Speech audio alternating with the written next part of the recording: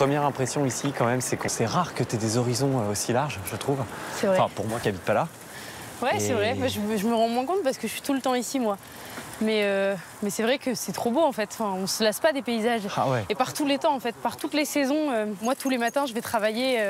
Je prends la route de la côte et déjà, tu as cette impression cette zénitude, ce plaisir de regarder la mer. Voilà, à perte de vue comme ça, et les champs de l'autre côté en fait. Partout où tu te tournes là, il y a quelque chose de beau à voir quoi. C'est vrai. C'est top.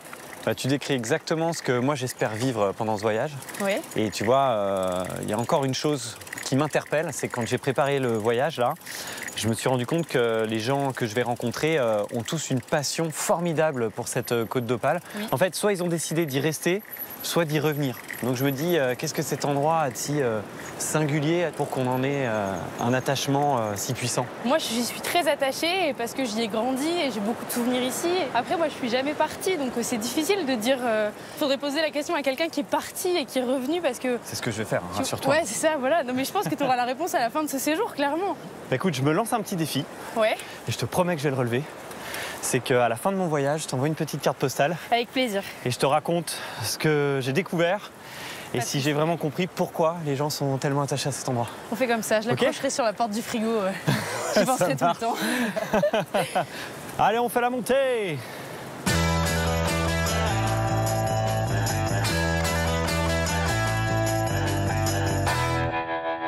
Bon bah à la vôtre les gars. À la côte d'Opale. Voyager le long de la côte d'Opale. Et j'ai des souvenirs dans ces villas, une odeur d'humidité, avec une odeur de sable. C'était vraiment l'odeur de Wimereux, des vacances de Wimereux. Je suis toujours venu à Berck pour voir les rencontres internationales de cerf-volant. C'est vraiment une discipline qui permet de s'évader. Quand on a un cerf-volant entre les mains, on pense à rien d'autre que son cerf-volant. C'est une invitation qui ne se refuse pas. La vente de poissons à Boulogne se fait dans les aubettes. Les gens viennent de 50 km aux alentours pour acheter leurs poissons.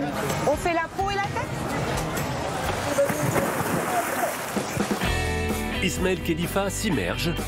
Je donne l'outil indispensable du plongeur dunkerquois. Ça fait même partie de l'équipement obligatoire. Ah ouais, c'est une des plongées les plus compliquées que j'ai faites de ma vie quoi. Dans des paysages toujours différents. Ça rend tout plus agréable une de chaud. C'est vraiment la Dolce Vita quoi. Intensément. À la pêche au moule, moule, moule, je ne veux plus y aller, maman, voilà. Passionnément. Il faut connaître le Châtillon, vous savez. Parce que le Châtillon, c'est pas en ville. C'est sur l'enclos des pêcheurs. Ah oui. Et vive le poisson de Boulogne, hein? Super, c'est cool.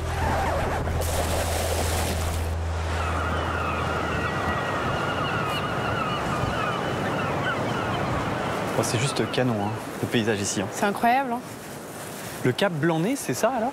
C'est ça. Les roches qu'on a en face de nous? Exactement, là on est au cœur du sentier des deux caps et en fait on a le cap Grinet et le cap Blanc-Nez que tu vois juste là en face de nous. Là tu comprends pourquoi il s'appelle le cap Blanc-Nez. Tout à fait.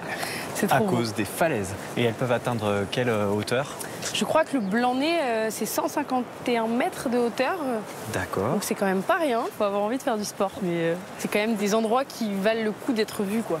Je m'attendais pas à découvrir une région aussi agricole, tu vois. Oui, c'est vrai. En plus, avec l'agriculture qui touche vraiment la Manche. Ben là, pour le coup, on est en plein dedans. Tu as vraiment les champs et la mer. Il y a un petit sentier qui les sépare. Mais quand on vit pas ici, tu penses Côte d'Opale, tu penses la mer, les produits de la mer. Et c'est pour ça que moi, dans les assiettes, j'aime bien avoir toujours ce repère des produits de la mer et des associer aux produits de la terre et d'avoir vraiment ce contraste. Je trouve que c'est hyper intéressant.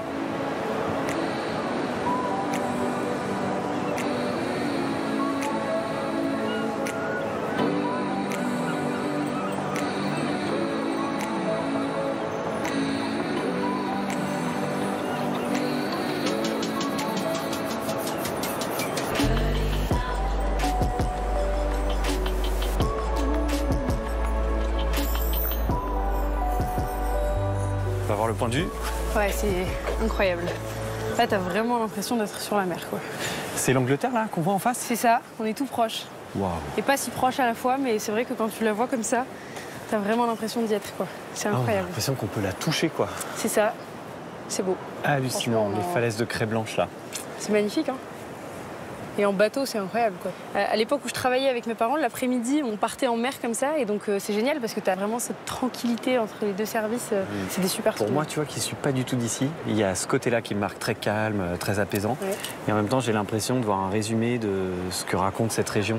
La proximité de l'Angleterre, cette espèce de couloir, on voit qu'il y a plein de bateaux. Exactement. C'est vraiment un couloir maritime très important. Et puis en même temps, la force de l'histoire, tu vois, là, il y a un blocos. Ouais. Enfin, j'ai l'impression de me replonger dans les cours sur la Seconde Guerre mondiale. J'allais dire, c'est aussi une région chargée d'histoire et c'est peut-être ça aussi qui fait que ça prend un peu aux tripes. Voilà, c'est pas un lieu comme un autre, quoi. Finalement. Ouais.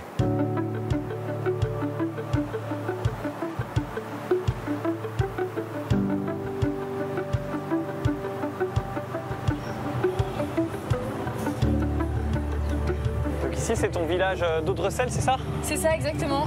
C'est là où on a le fameux hôtel-restaurant. Là, on est là, à Audrecel.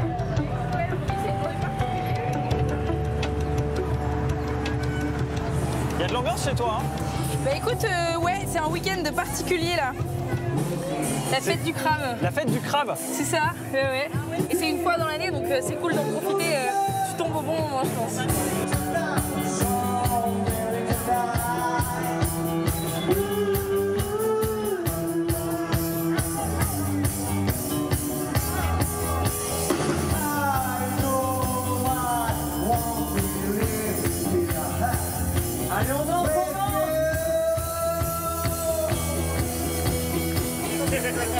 Ça sent bon, ça. Waouh! T'en mets, toi, dans ta cuisine ou pas? Assez peu, mais c'est un produit de luxe à la base, le homard, tu vois, c'est ça le truc. Et c'est ça qui est génial, parce que finalement, ça le rend un peu accessible. Et là, c'est le produit brut, coupé en deux, grillé sur le barbecue. Ouais, on peut pas faire plus simple et à la fois, on peut pas faire meilleur non plus, quoi. Bah ouais, c'est clair. C'est génial. Et voilà, et là, c'est un produit de chez nous, en plus. Ça va, Willy? Ça va bien? Ouais, ça et vous? va. Ça va bien? Ils partent bien, là, les homards? Fait que ça. C'est l'attraction. Et on se demandait, c'est la fête du crabe, mais on voit que des homards là sur les barbecues. Le crabe, généralement, il est acheté cuit. Et sur le barbecue, cuire un crabe, c'est beaucoup plus difficile. C'est vrai. Et c'est pas le même rendu. Ok, donc très le bien. côté festif, c'est le homard grillé. Hein. Parce que quand on regarde, c'est amical. Franchement, c'est la bonne ambiance. Tu vois, moi, c'est la fête de village. Je viens pas du Nord, et j'ai l'impression de voir ce que j'imaginais sur le côté humain de cette région, tu vois. On voit que c'est hyper convivial, il y a toutes les générations, c'est très cool. C'est ce qui fait la différence, parce que les autres régions, ils ont certainement leurs atouts. Mais lorsqu'on vient dans le Nord, les gens sont quand même un petit peu plus attractifs. Qu'est-ce qu'on fait? On goûte un petit homard? Bah ouais, il faudrait quand même. Attention. Allez. Alors, moi je suis aussi apiculteur. Et je mets du miel dessus. Ah ouais? Bah, on va goûter ça? Ouais, carrément. C'est l'occasion. Ça change complètement le goût. Hein.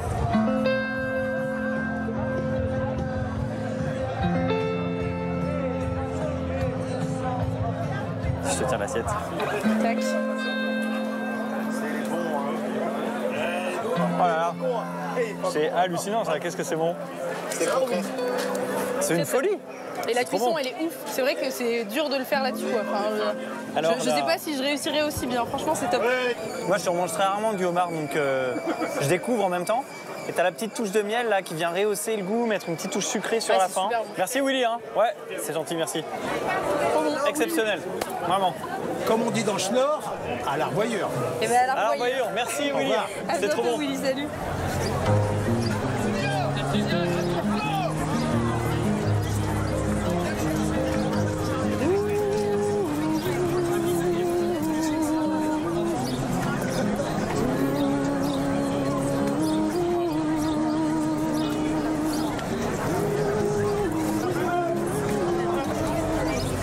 C'est qu'en fait, ces géants, c'est une espèce de tradition ici. C'est ça. C'est Baptiste et Isabelle. Il y a quelqu'un là-dedans alors? Ah bah oui, il y a un barbu. Mais ça doit être lourd, non, à porter ces géants-là? 60 kilos. Et donc nous, bon, il y a des géants de carnaval, il y a des géants, nous c'est des géants culturels, qui rappellent un passé si vous voulez, qui représentent le marin-pêcheur et son épouse qui a un petit peu, enfin quand même une tenue un peu d'apparat, quoi, disons, avec les bijoux, avec tout ça, quoi. Mais c'est génial parce que moi, je les connais depuis petite et je trouve ça hyper rassurant. Tu vois ce que je veux dire? Je les vois, je les connais en fait. Alors que je les vois pas toutes les semaines non plus, mais il y a ce côté, on voit qu'on est à la maison quoi. Donc je trouve ça rigolo et touchant du coup. J'imagine de porter ça là, c'est incroyable quand même. Tu veux essayer? Je vais te laisser faire. Oui, remarque, je comprends. Je peux essayer? Oui, bien sûr. Faut bien mettre sur les épaules. Et la barre ici, ça sert pour mettre en avant ou en arrière, c'est l'équilibre. Oh, c'est lourd! Ah bah bravo! 60 kilos! Waouh, c'est dur, hein? Franchement, c'est super lourd, ça fait une grosse pression sur les épaules. Et en même temps, c'est vrai qu'on sent le vent qui fait bouger la tête et tout en haut, donc c'est hyper instable. Donc il faut vachement compenser avec les jambes, mais ça fait mal dans les muscles des jambes, mais c'est une sacrée sensation. On voit tous les gens qui regardent autour, qui sont fascinés. C'est incroyable. Allez, je vais danser un petit peu, tiens, ça va être dingue.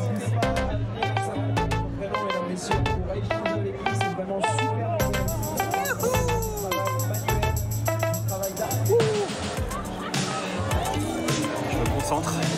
Ça donne un peu le tournis aussi.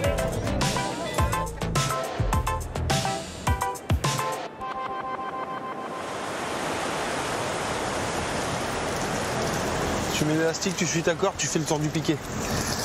Comme ça. Là, tu passes ton élastique là. Ouais. Là, ensuite tu tends, tu fais le tour et tu repasses devant. Ah oui. Sur les 2 km de plage entre Ardelot et Le Touquet, Tiffaine et Jean-Étienne préparent déjà leur moule bouchot pour la récolte de l'année prochaine. Donc chaque corde est enroulée comme ça sur un poteau vide en spirale. Ensuite, la moule va faire sa croissance sur le pieu, elle va se déplacer tout doucement et elle va venir coloniser le pieu de façon uniforme.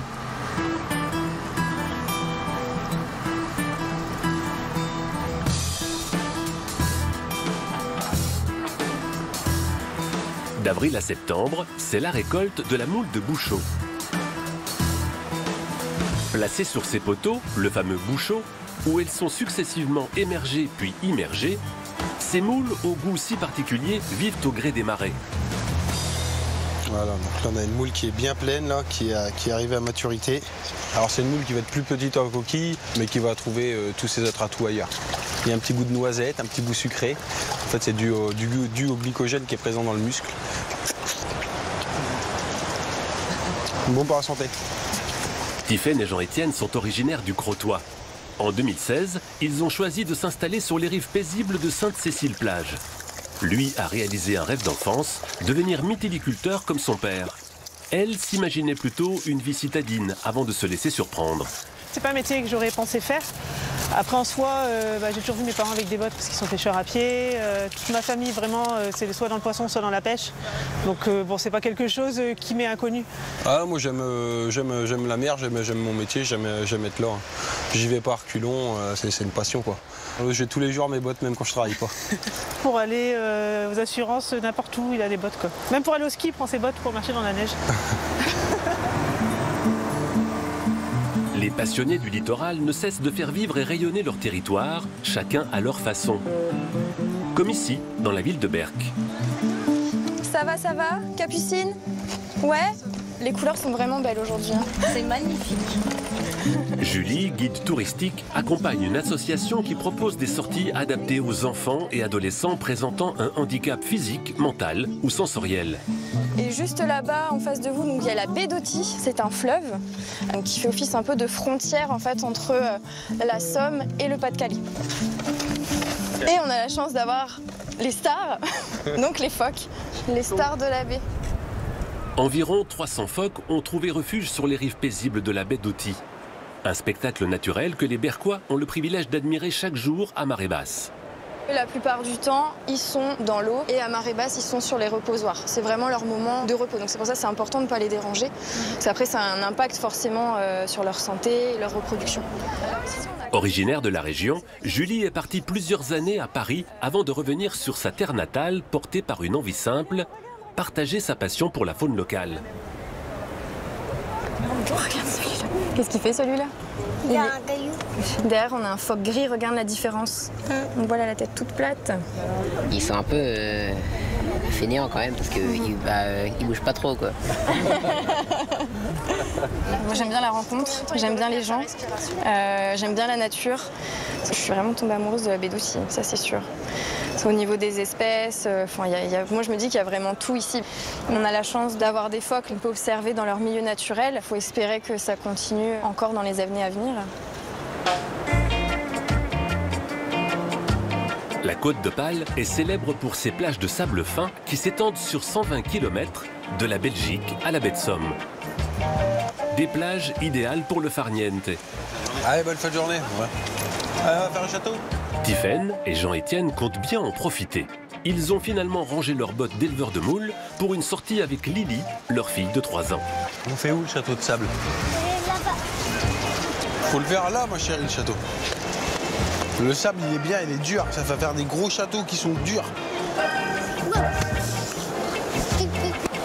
Ah.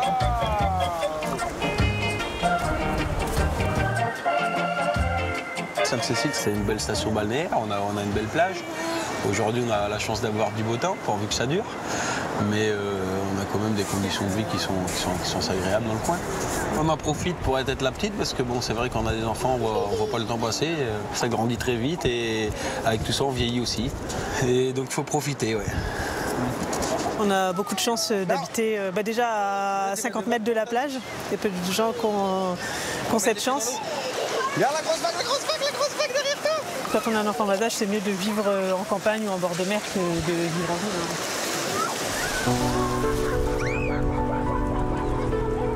Propice au moment en famille, les plages invitent aussi à la rêverie. Surtout quand vient l'heure du coucher du soleil. Dans la baie d'Authie, Julie manque rarement ce rendez-vous une fois ses visites terminées.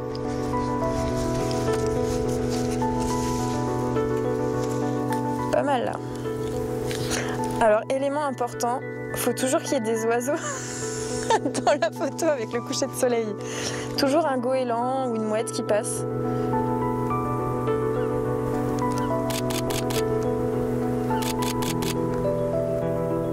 On a besoin de ces moments de déconnexion aussi. Même quand j'ai fait des sorties nature avec les gens, j'ai besoin, moi, de retourner dehors au moins voir le coucher de soleil, quoi. Sur la Côte d'Opale, le soleil ne se couche jamais tout à fait. Il reste toujours un peu dans les yeux de ceux qui l'ont admiré.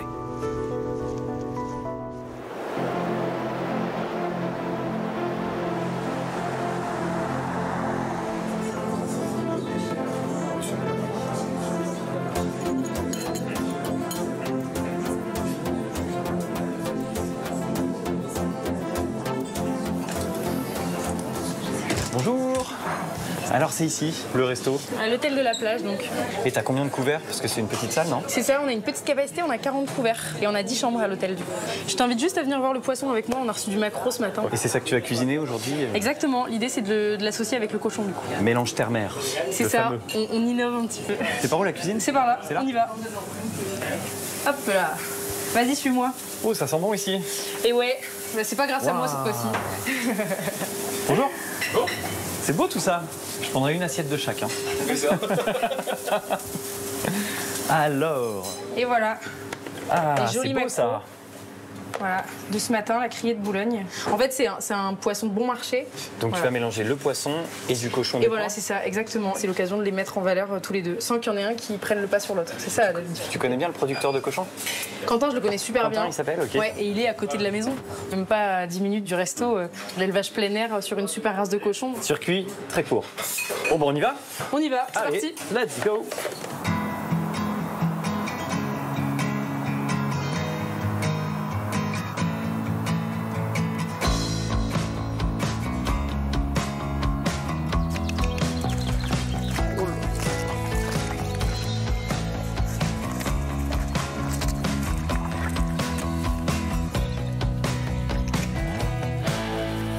Il y a 2 truies là.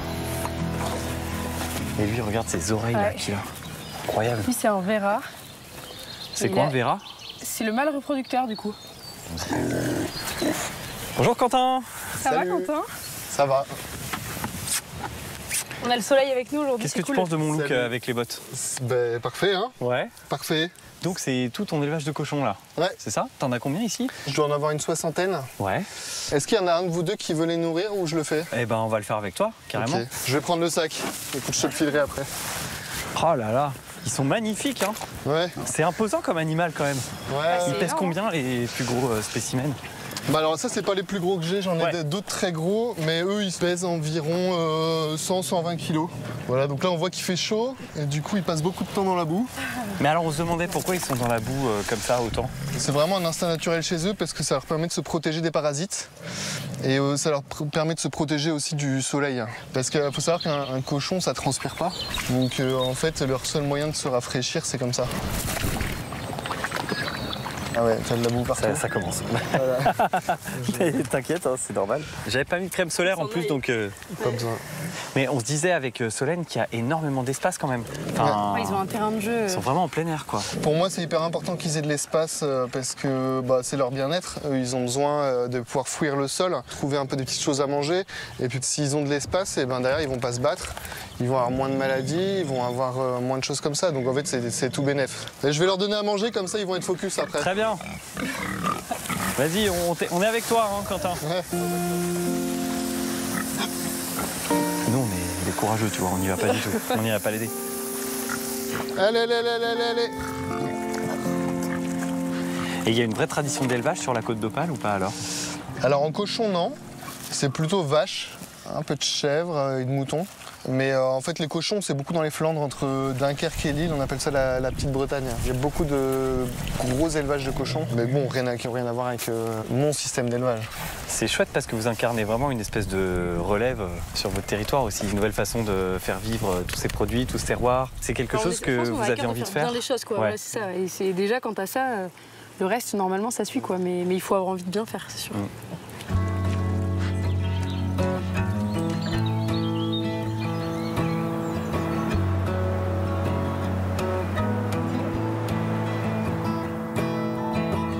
Ça, c'est un poisson qui est bien de chez nous, le maquereau, et on va faire un tartare de maquereau. Parce que l'idée de cette recette, en fait, c'est vraiment de venir amener le cochon et le maquereau et avoir deux assiettes qui se répondent un peu.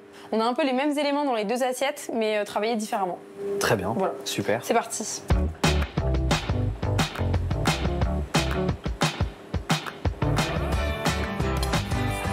Et on va rajouter quelque chose qu'on voit pas souvent dans le tartare. On va se mettre un petit peu du jus de cochon. Et comme ça, tu vois, à la dégustation, quand on va manger les deux assiettes en même temps, en fait, on va avoir un rappel de goût des deux côtés.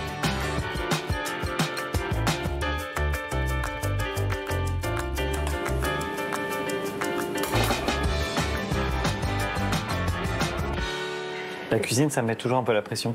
Moi aussi, tu sais.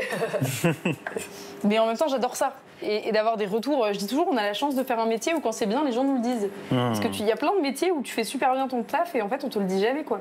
Alors que nous, si tu fais bien, les gens te félicitent, les gens te remercient, les gens te choisissent pour des événements particuliers, je sais pas, des anniversaires. Et ça, je trouve ça, c'est toujours très touchant de faire partie de ces moments de vie des gens, quoi.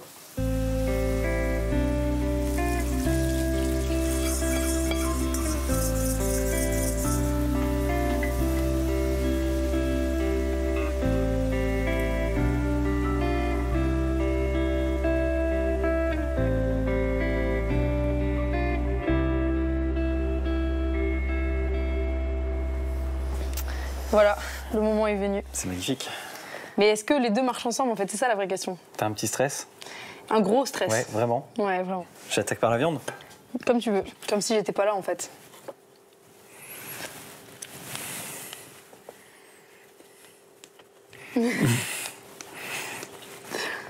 C'est 10 sur 10, hein? C'est bon? Ah ouais, vraiment. C'est parfait. Mission réussie. J'ai jamais mangé un porc qui avait ce goût-là. Il est très fondant, très tendre. Et on sent tout l'apport de tout ce que tu as mis ensemble. Les herbes, le jus de viande. Et alors, dans ton idée, on commence par la viande ou le poisson et on passe de l'un à l'autre? Exactement. Alors là, ce qui est très fort, c'est qu'évidemment, on passe dans un autre univers, mais qu'on n'est pas perdu pour autant. C'est-à-dire que tu n'as pas un contraste très tranché entre les deux. Donc tu recrées des goûts que tu as mis en œuvre dans la viande avec différents ingrédients. Tu la retrouves là dans le poisson. Bravo. Et tu vois là, j'ai l'impression de revivre un peu ce qu'on a vécu quand on s'est rencontrés. C'est-à-dire que d'un côté, si ça c'était la route, tu vois. C'est ça. D'un côté, tu as la mer quand tu regardes sur ta gauche, et de l'autre, tu as les champs, tu as le côté très agricole de cette région. Et tu retrouves les deux univers qui se mélangent par le goût, alors que nous on les a vus visuellement. Merci pour tout ça. Hein. T'as quel âge déjà, Solène? 26 ans. Ah oui, d'accord. Ouais. T'es un peu douée quand même. Bah, je sais pas, mais en tout cas, c'est que le début, ça c'est sûr.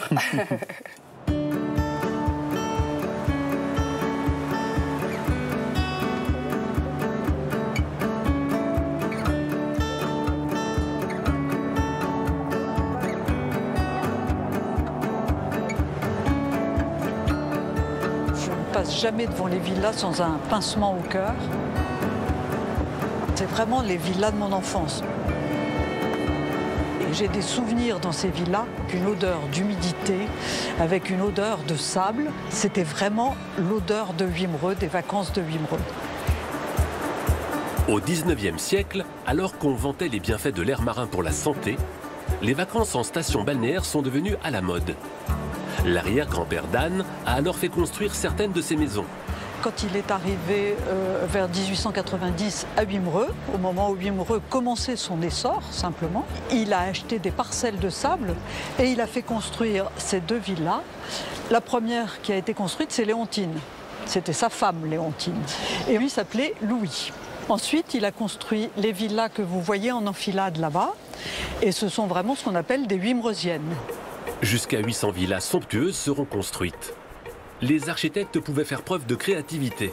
Mais si elles étaient toutes différentes, les Wimereusiennes n'en avaient pas moins des caractéristiques communes. On a des beaux windows, ça c'est l'influence anglaise. On a des épis de fêtage en haut des villas qui sont décoratifs. Les balcons sont ouvragés.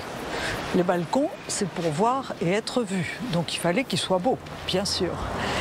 Et puis on a sur certaines villas des tuiles vernissées qui étaient de couleur, donc décoratives, mais qui servaient aussi beaucoup à l'isolation des villas, parce que les villas étaient évidemment un peu humides.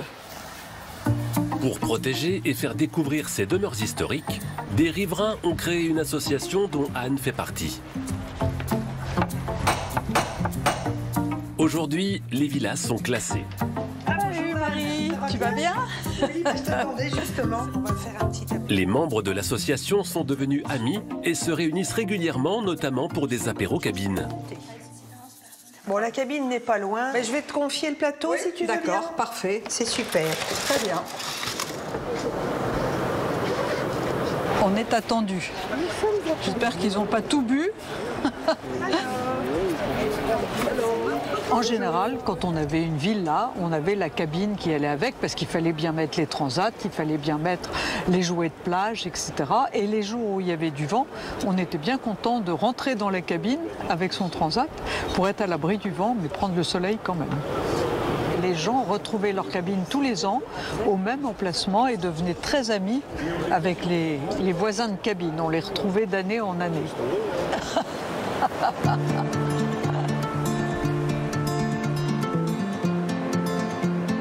Au Touquet, le Westminster a participé au développement de la station balnéaire. Au début des années 20, alors que les jeux d'argent étaient interdits en Angleterre, c'est ici que les touristes d'outre-Manche venaient se divertir. Et donc il est là 10 nuits, il faut vraiment faire attention à ses attentes. Je crois qu'il a commandé des roses pour son épouse, puisque c'est leur anniversaire de mariage. Aujourd'hui, Marion, gouvernante générale, et John, le directeur de l'hôtel, préparent l'arrivée d'un nouveau client. Attentif, je crois qu'ils viennent avec leur petit chien. Tout est dans le détail. Donc c'est la base de notre métier, que le rideau soit bien placé, que les oreillers, le lit soient impeccables. Nous, on est vraiment dans l'anticipation des besoins des clients. En fait, le but ultime, c'est qu'un client, quand il arrive dans sa chambre, il ait tout ce qu'il a demandé. Donc nous, on est là pour ça, pour vérifier tout est déjà prêt en chambre. Ça fait partie de ma personnalité. Je suis quelqu'un d'organisé, de méticuleuse et je fais ce métier pour ça. Cette perfection a fait du Westminster un lieu idéal pour créer. Littérature, cinéma, le décorum grandiose de l'hôtel 5 étoiles inspire les artistes les plus talentueux. Nous sommes ici dans la suite 007 qui est dédiée au héros de Ian Fleming, James Bond. Donc dans le roman Casino Royale, James Bond arrive dans la ville de Royal-les-Eaux, largement inspirée de la ville du Touquet, avec l'hôtel en briques rouges qui est le Westminster. Pour satisfaire cette clientèle huppée, c'est une fourmilière de plus de 100 personnes qui travaillent au quotidien. Si la station est surnommée le paradis des sports, c'est notamment parce qu'au-delà des casinos et des hôtels de luxe, ce sont les activités sportives de plein air qui attirent les touristes sur la côte d'Opale. De nos jours, les Touquetois profitent de cet héritage. On est là pour passer un bon moment, en pleine nature, dans un décor absolument magnifique. Donc voilà, c'est assez convivial et c'est la bonne façon de passer son samedi matin au Touquet. Le golf est le plus emblématique des sports qu'on pratique début 20e au Touquet. À tel point qu'en 1925, alors qu'on cherche à promouvoir la ville, c'est un personnage emblématique du golf qui est représenté sur les affiches publicitaires, le caddie. Ici au Touquet, on pouvait trouver facilement dans beaucoup de familles des jeunes garçons et des jeunes filles qui faisaient office de caddie. Et c'est vrai que c'était assez fréquent de croiser ces jeunes enfants finalement faire la queue au golf et accompagner les joueurs sur leur parcours, porter les clubs mais aussi ramasser les balles. Aujourd'hui, le petit personnage demeure un symbole du Touquet et rappelle partout dans la ville la douceur des vacances, l'amour du sport et l'histoire des stations balnéaires.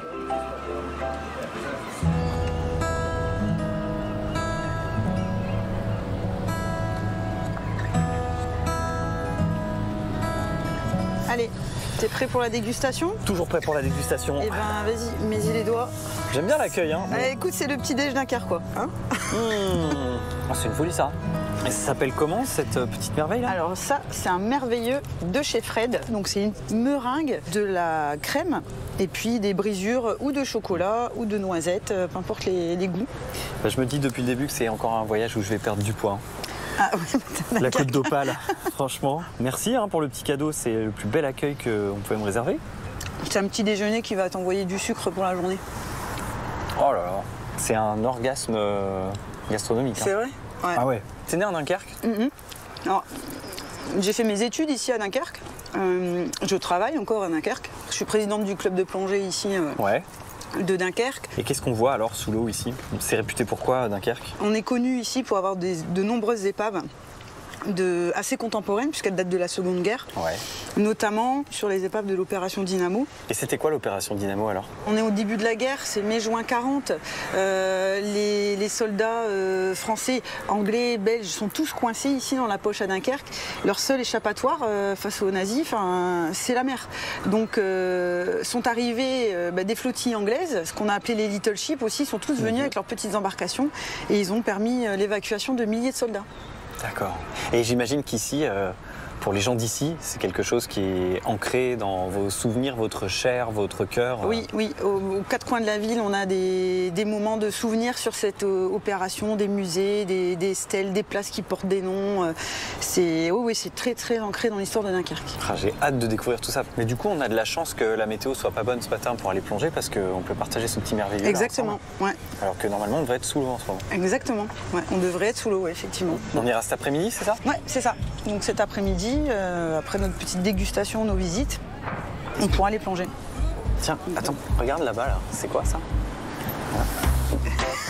Je t'en pique un peu, hein. C'est trop bon. Je t'en prie. Moi, je suis là une fois dans ma vie. Mais... Oui.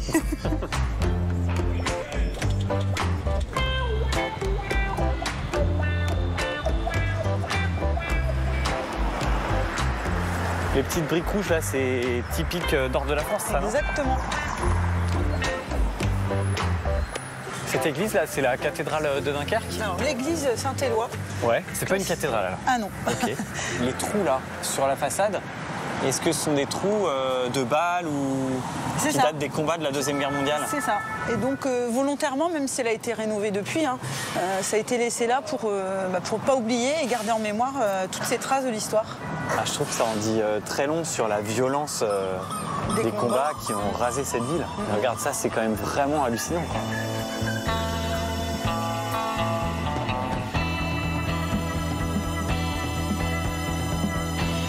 voilà l'hôtel de ville.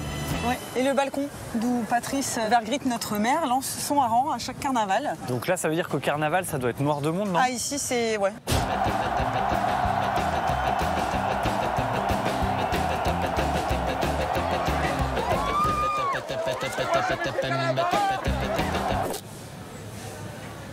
Et elle vient d'où cette tradition du hareng en fait?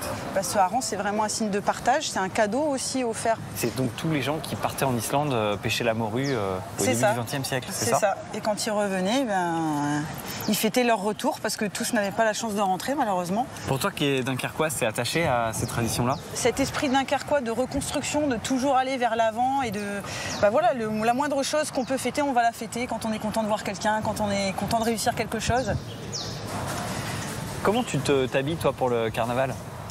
Alors moi j'ai mon kletch, donc le kletch c'est la tenue, donc moi j'ai recyclé une tenue de pompier, une combinaison, c'est bien pratique quand il fait froid parce que bon, on fait carnaval entre février et fin mars voire début avril. Et puis après on a le chapeau traditionnel que chaque Dunkerquois confectionne, il ajoute son petit accessoire, voilà, chacun fait son kletch vraiment soi-même. Ok, très bien. Bah écoute, on va passer voir Liliane parce que j'aimerais bien rajouter 2-3 accessoires et elle est spécialisée dans les chapeaux. Allez, let's go.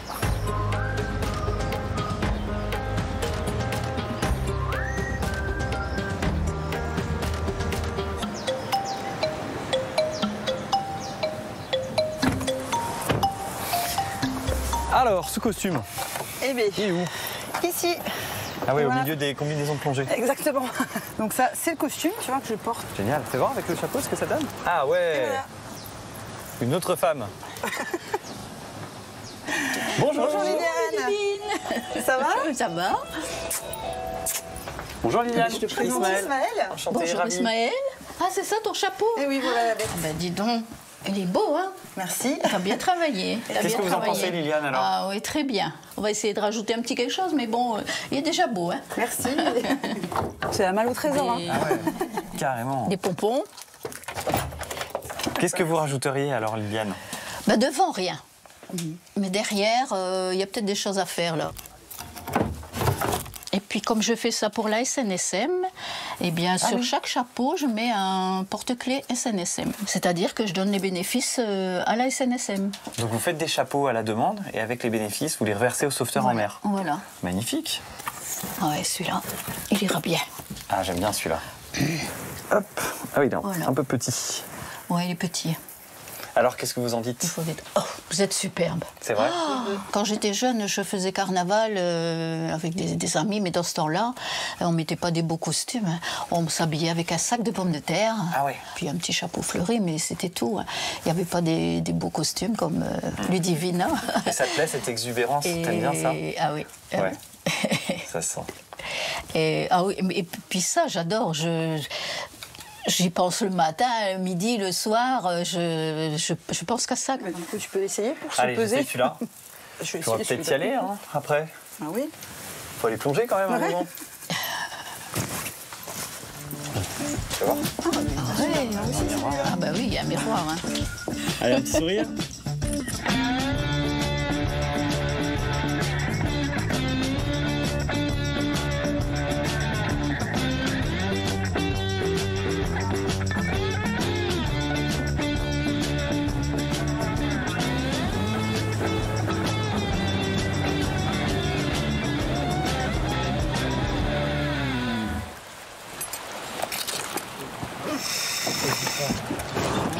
Et ben alors, j'ai trop merveilleux. Si j'avais de la répartie, je t'aurais répondu à un truc de fou. Voilà.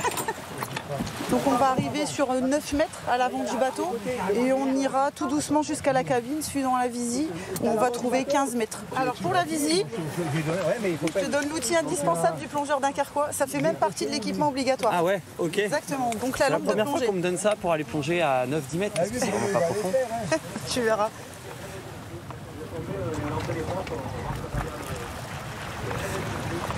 On attend quoi pour se mettre à l'eau là? Là on attend l'étale de marée, c'est-à-dire la bascule entre la pleine mer et la basse mer. Ok. Le courant va s'affaiblir et là on pourra plonger.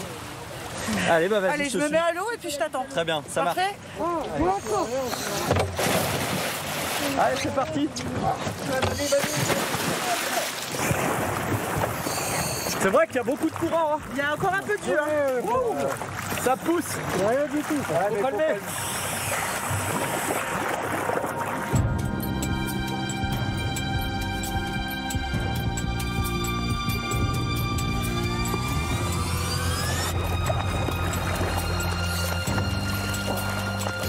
Tu vas la respirer avec la cagoule.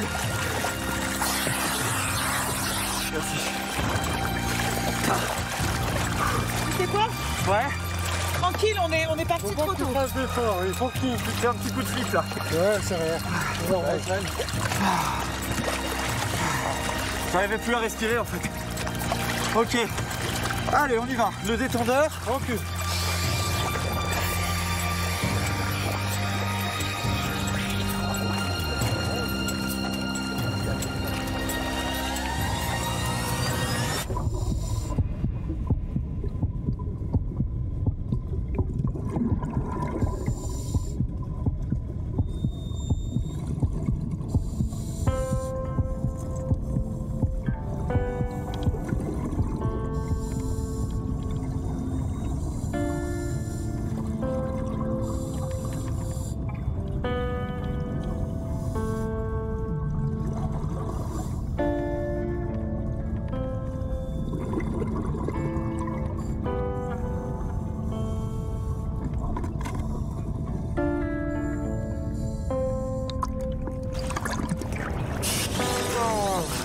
Alors? Wow, mais qu'est-ce que c'est que ça? C'est une des plongées les plus compliquées que j'ai faites de ma vie. Quoi. Il y a un truc qui est très puissant quand on est sous l'eau, je trouve, c'est que tu sens que tu es sur un lieu qui est très chargé en émotions. Quoi. Enfin, il y a eu la mort, la destruction, tu as cette épave qui est posée là que tu vois à peine. Et en même temps, la vie a repris dessus. C'est ça. Et tu te sens aspiré par l'énergie de cet endroit. C'était génial, hein. J'ai passé un moment très fort. Ouais. Alors, franchement, merci les amis. Oh là là. Et du coup, t'as eu le temps d'avoir froid quand même. Non. Mais non, pourquoi?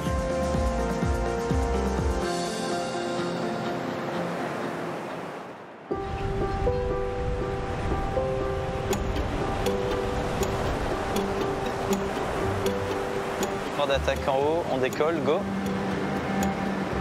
Hop. En bas, go. Au centre, go. Et là, on tourne pour faire des 2 pointes. C'est sur la plage de Berck, l'une des plages les plus populaires au monde pour la pratique, que Nicolas et Pierre font danser leur cerf-volant. Voilà. Je suis toujours venu à Berck pour voir les rencontres internationales de cerf-volant. C'est vraiment une discipline qui permet de s'évader. Quand on a un cerf-volant entre les mains, on pense à rien d'autre que son cerf-volant. On va monter en carré comme ce qu'on vient de faire juste avant, chacun de son côté. Arrivé au centre, on fait un bisou. Go! Au fil des figures, les deux amis qui font partie du même club depuis 5 ans apprivoisent le vent. Le vent de la Côte d'Opale, il est génial, puisque les plages sont grandes déjà. C'est-à-dire que peu importe d'où le vent vient, il reste assez constant. C'est beaucoup de ressenti finalement au niveau du vent. Il n'y a pas besoin d'avoir énormément de connaissances, d'avoir un master en sciences du vent. C'est beaucoup de feeling. D'ailleurs, on le voit, hein, s'il y a beaucoup d'enfants qui arrivent à faire du cerf-volant aussi, eux n'ont pas la formation, ne savent pas comment fonctionne le vent et ils y arrivent très bien. Donc finalement, c'est un peu un jeu d'enfant quand même, j'ai envie de dire, au niveau du vent. Et lorsque la passion grandit, les sessions deviennent plus exigeantes. Hop, go. C'est assez technique, il faut réfléchir. Il faut penser au pilotage du cerf-volant, en même temps il faut penser aux figures à annoncer, bien dire les go, mais pas au même moment qu'on les fait, puisqu'il faut quand même le petit temps de réaction pour qu'on les fasse en même temps. Ok, go. Premier, go. Le vol terminé, l'amour du cerf-volant se poursuit à terre. Depuis 2017, le garage de Pierre s'est transformé en un atelier très productif. C'est Pierre qui m'a appris comment faire, dans quel ordre faire la couture. Et c'était un très bon enseignement. Alors les cerfs-volants qu'on utilise, les cerfs-volants type Révolution, équipés avec les barres en carbone, c'est entre 300 et 400 €. En fabriquant nous-mêmes, on réduit les coûts de moitié, voire des 2/3. La réalisation d'un cerf-volant de vitesse nécessite jusqu'à 7 heures de travail. Pour pouvoir voler dans toutes les conditions, les deux amis ont besoin de différents modèles. plus le vent va être fort, plus on a des cerfs-volants avec des trous dedans qui permettent d'avoir moins de pression dans la voile, de devoir moins tirer dessus et d'être plus confortable en termes de pilotage.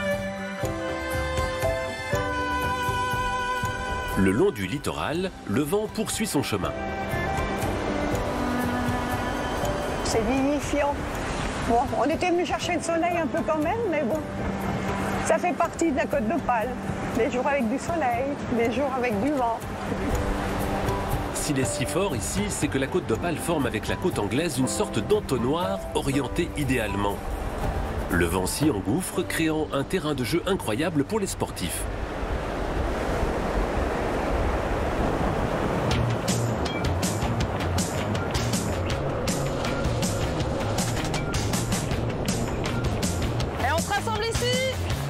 À Boulogne-sur-Mer, Nathalie, championne du monde de char à voile, coach de jeunes pilotes. On va essayer de travailler sur ce petit bord-là. Je vous ai passé un parcours avec une porte de départ qui se trouve ici. On est parti pour 2 tours. Pas de questions? On est parti. On est en plein milieu d'une séance d'entraînement. Ils se préparent pour les prochains championnats de France. Donc je leur ai installé un petit circuit. L'objectif, c'est d'abord de les faire s'entraîner, de rouler un petit peu. Et puis après, on va aller voir les petites fautes. Et on va en profiter pour travailler sur une nouvelle compétence à intégrer. Après, ils prennent plaisir, donc ils travaillent sans y penser. Si la Côte d'Opale fabrique des champions, c'est parce qu'ici, on goûte au vent et à la plage dès le plus jeune âge. Les sports nautiques et véliques sont une priorité. Les enfants des écoles primaires peuvent venir faire des cycles de char à voile comme ils feraient un cycle de piscine. Les voiles sont tout le temps omniprésentes sur la plage. Tout le monde connaît le char à voile ici à Boulogne, quoi. L'entraînement terminé, Nathalie ne peut s'empêcher de s'offrir un petit tour de char. Le vent dans la voile permet à son bolide de marquer des accélérations musclées. Un char à voile, ça peut aller très vite. On peut aller rapidement sur des vitesses de 70 km/h, même avec un char école. Avec les chars de compétition, on peut faire des pointes jusqu'à 110 km/h, ressentir toutes les vibrations. Ça c'est ce que j'adore, le côté grisant de l'activité et des espaces. Voilà, on est là en train de pratiquer, on est tout seul, quoi. Il n'y a plus personne, mais nous, on profite de toute la plage.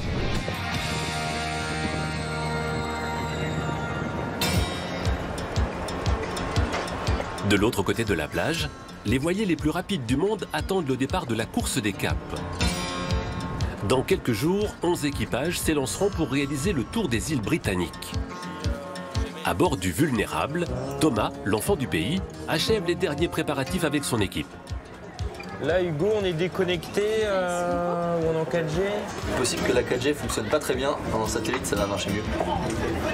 Ça, c'est la table à cartes avec tout ce qui est cartographie, logiciel pour l'analyse météo,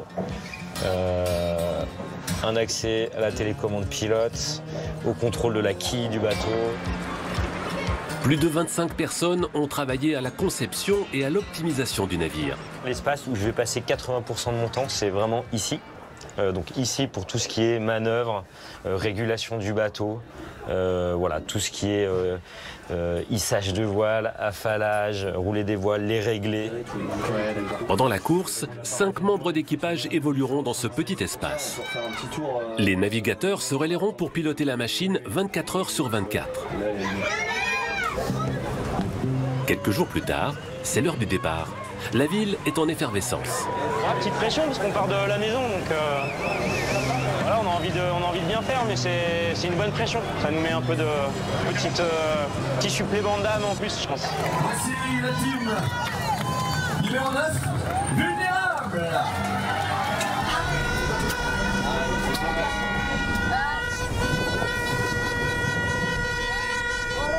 Le son des derniers encouragements laisse place au souffle du vent qui embarque avec lui les équipages pour environ une semaine à l'assaut d'une épopée nouvelle.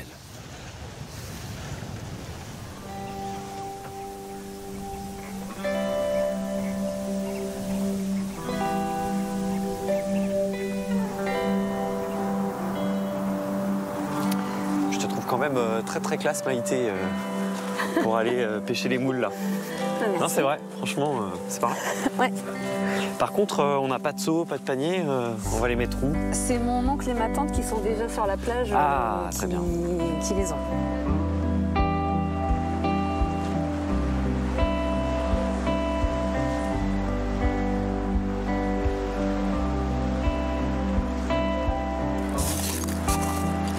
Ah oui, il y a des coquilles de moule partout.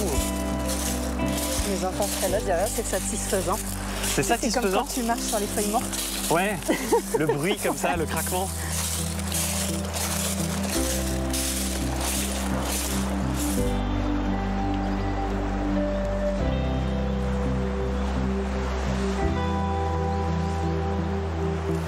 Donc c'est le tonton. C'est ça, mon oncle Fabrice. Bonjour Fabrice. Bonjour monsieur. Ça va, il y a beaucoup de moules ce matin? Non, il n'y a pas trop de moules. Non. Bon, là, avec l'accueil qu'il vient de nous faire, tu comprends pourquoi je l'appelle grincheux. Ah. Plein de gales, tout ça. Grincheux alors, ouais. On m'a dit. Ouais. Ouais. Ouais, un grincheux sympa, j'ai l'impression. Oui, il est sympa. Ouais, il non. fait le grincheux, mais il Ouais. est sympa. Allez Fabrice, tu m'apprends? Là. Mais t'as un œil de lynx, comment tu fais pour voir ça? Là, mais tu grattes maintenant.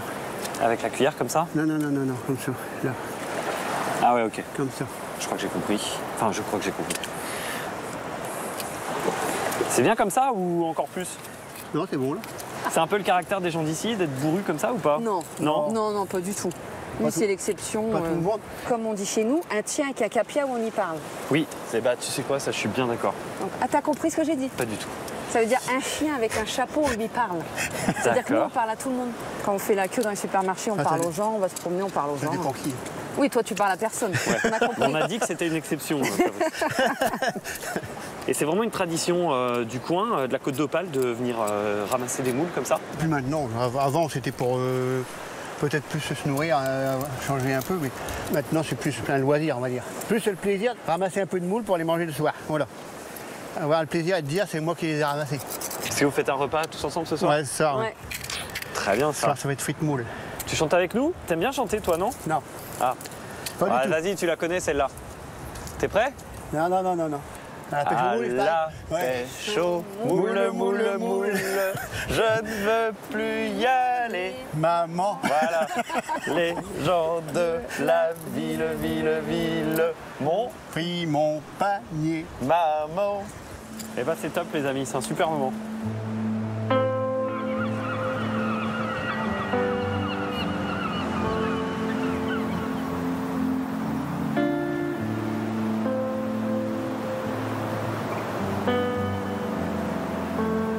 Se mettre les pieds dans l'eau. Ah, le moment tant attendu. C'est ça. J'y ai pensé depuis tout à l'heure. Wow, elle est un peu froide encore. Hein. Ah, pour moi, ça va. Habitué. Température réelle 15 degrés. Température ressentie par les gens du Nord 35 degrés. C'est ça. J'imagine que quand tu es là, ton bureau à la Défense de ta vie d'avant ne te manque pas trop, non? Non, pas trop. Pas trop. C'est plus les collègues. Les parties de rigolade avec les collègues, les cafés. Et comment t'es passé alors de l'industrie à la Défense à créer ta ferme et créer ton herboristerie? J'ai vraiment eu envie de revenir dans ma région et puis j'avais besoin de retrouver la nature en fait, d'être plus proche de la nature et puis de retrouver ma famille, mes parents, donc voilà. Ah, c'est presque une thérapie ce qu'on fait là. C'est ça. Franchement, Tu sais qu'on parle toujours qu'il faut s'ancrer à la terre pour se sentir bien dans sa vie. Et revenir à la nature, c'est vraiment quelque chose d'important et d'être vraiment pieds nus, soit dans la terre, dans le jardin ou même à la mer, pour que nous, en tant qu'êtres humains, on se ressource, c'est hyper important.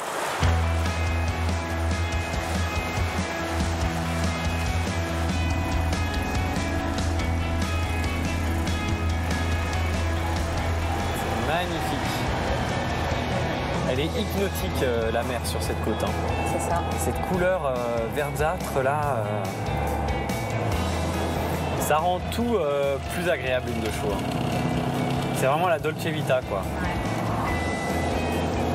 C'est hors du temps. Pourtant, c'est bruyant, il n'y a pas de clim. Mais on est bien. Non. C'est bien.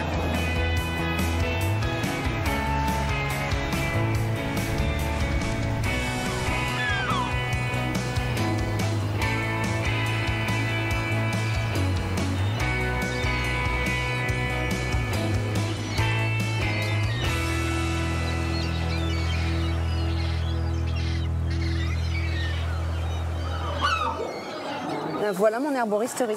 Ah ok, très belle boutique. Merci. En fait, ça a toujours été des pharmacies. Et toujours été des pharmacies dans lesquelles il y avait des plantes médicinales. Et les gens de Boulogne sont très attachés à cette boutique, donc les gens étaient inquiets de savoir si on allait garder la typicité du lieu. Voilà la boutique. Et voilà la boutique. Et ça sent extrêmement bon. C'est toutes les tisanes qui sont ici qui donnent cette odeur. Et quand tu t'es installé, tu as tout de suite eu l'idée d'ouvrir une boutique? J'avais juste un projet agricole et en fait c'est le propriétaire qui m'a téléphoné, qui m'a demandé si je voulais reprendre une pharmacie qui était fermée. Mais ça fait 2 métiers quand même très prenants. Je suis très bien associée à Juliette qui est naturopathe herbaliste. Très bien. Donc le diplôme d'herboriste n'existe plus en France mais elle est diplômée en Angleterre. Donc du coup elle est plus souvent à la boutique que moi. Et comme ça, moi, je peux continuer à produire et à ramener ici. Donc, c'était l'association parfaite.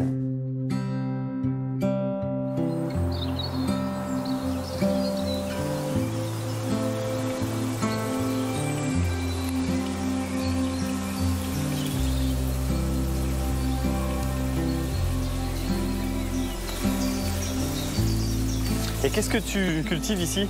Il y a une 50aine de plantes entre ce qui est cultivé et ce que je fais en cueillette sauvage. Et cueillette sauvage, c'est dans les forêts alentours, près d'ici? Moi, j'ai 4,6 hectares, donc en fait, c'est tout ce que tu vois là derrière. Ah, d'accord. Donc là-dedans, j'ai tout ce qui est ronces, orties, aubépines, tilleuls aussi. Qu'est-ce qu'on ramasse alors là? Et là, on va prendre des pétales de rose que je cultive pour mettre dans certaines de mes infusions. Donc là, je te montre, du coup, tu prends la rose en dessous. Et en une fois, comme ça, tu peux récupérer toutes les pétales. Ah. Je me posais d'ailleurs une question. On sait qu'il y a beaucoup de gens qui rêvent aujourd'hui de faire des reconversions comme tu as faites, de se reconnecter à la nature, d'avoir des boulots liés à la terre, en plein air. Mais t'arrives à en vivre Là, ça fait 2 ans. Mon chômage s'est terminé et non, j'ai toujours pas de salaire. Donc ça va devenir un peu compliqué. Mais on dit toujours en agriculture, il faut 4 à 5 ans pour lancer sa société. Donc quand je suis partie de mon ancien boulot, j'ai économisé. Et puis donc là pour l'instant, je vis de mes économies et du salaire de mon mari. J'aime bien que tu expliques ça parce que c'est vraiment un mythe de notre époque, retrouver du sens, aller dans la nature, mais c'est un vrai investissement quand même. C'est ça. Après, ça vaut le coup aussi, tu vois. Tu sais pourquoi tu le fais. Tu vois, après 15 ans dans le marketing, tu te dis... c'est quoi le sens de ma vie? Qu'est-ce qui va rester à la fin d'avoir fait du marketing et de la com pour vendre des produits de construction? Ça, c'est pas la trace que je voulais laisser, quoi. Là, au moins, je sais que mes infusions, mes produits font du bien aux gens et ça, c'est satisfaisant. Ouais, t'es plus heureuse quand tu te lèves le matin de venir ici que... 100 fois. Même si le salaire est pas là, je suis quand même 100 fois plus heureuse de venir ici, tu vois. Merci beaucoup, Maïté, pour tout ce que tu m'as fait découvrir. De rien, merci à toi d'être venue jusqu'à moi. Ça fait toujours plaisir de rencontrer des gens qui ont trouvé leur place. C'est tout à fait ça. J'ai l'impression vraiment d'avoir trouvé ma place.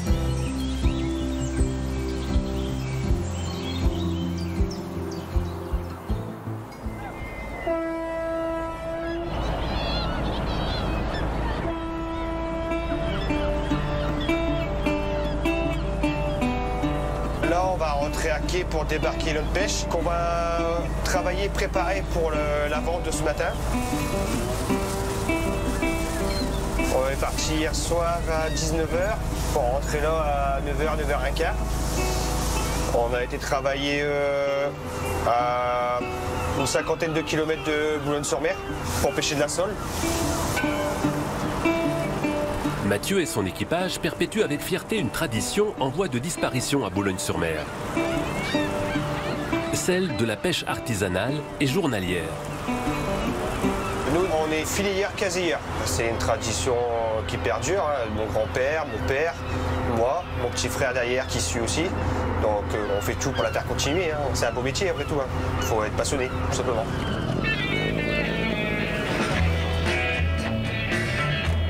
À Boulogne, de la mer à la terre, il n'y a qu'un pas.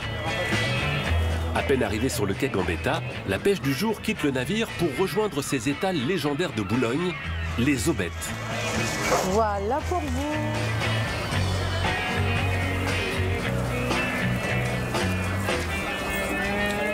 L'ADN du lieu, une vente directe, sans intermédiaire.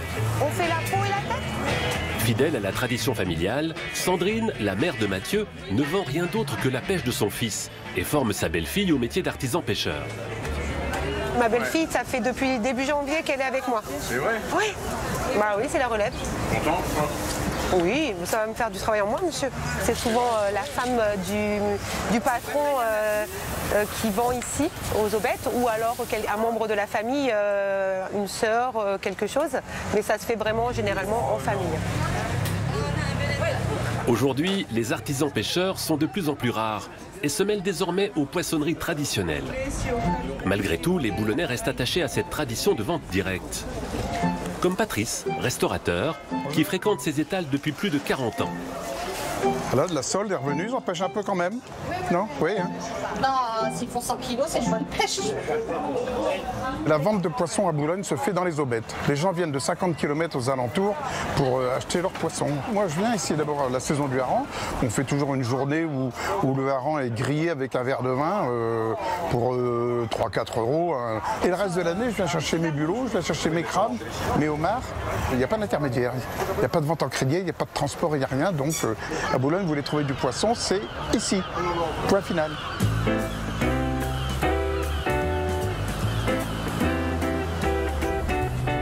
Pour alimenter son restaurant, Patrice n'hésite pas à profiter des autres atouts du port de Boulogne. À quelques pas des aubettes, dans la zone industrielle, se cache une véritable institution locale spécialisée dans le poisson fumé. Bonjour Patrice. Bonjour, comment ça va? Très bien et toi? Bien, bien, très bien. Je t'en prie. Ce matin, vous fumez quoi par exemple? Hareng, haddock, maquereau. Tout est disponible? Oui, tout est disponible, on n'a pas de rupture. Donc on va pouvoir mettre ça tout de suite au service de ce midi.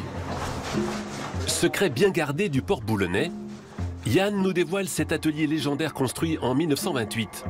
Donc voilà, nous sommes au niveau des foyers. C'est à partir de là qu'on fait la fumée. Notre maître fumeur va nous faire un départ de feu. L'objectif, provoquer une combustion sans flamme. Un résultat obtenu grâce à un mélange précis de copeaux de chêne et de sciures de peuplier. Ces fours, ils sont là, il n'y a pas de raison de les refaire. Ils peuvent encore travailler 100 ou 200 ans, il n'y a pas de souci.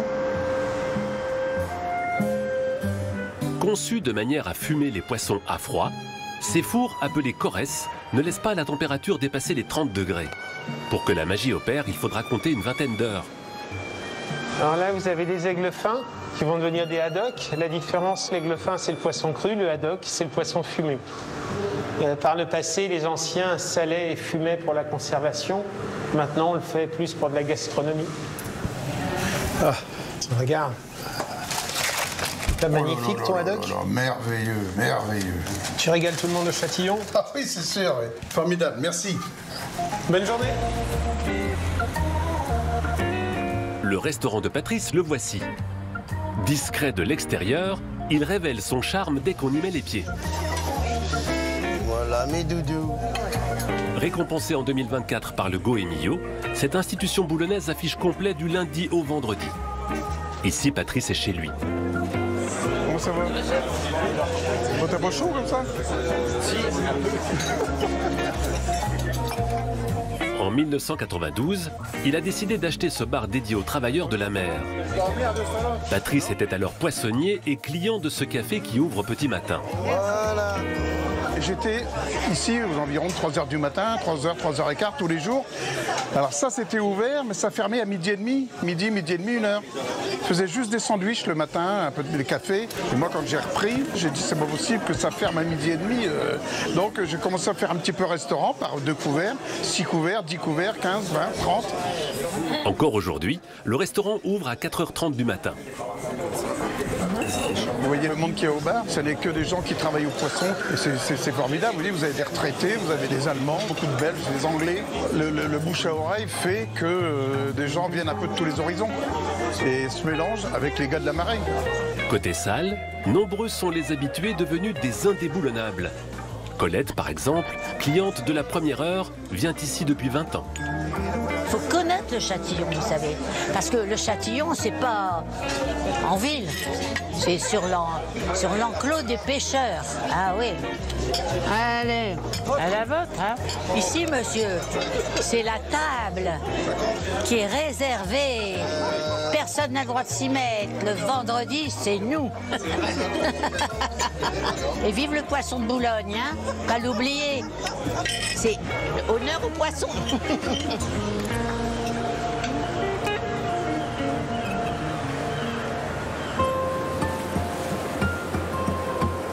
Aujourd'hui, je dois retrouver Jules Denel. C'est un enfant d'un petit village qui s'appelle 800.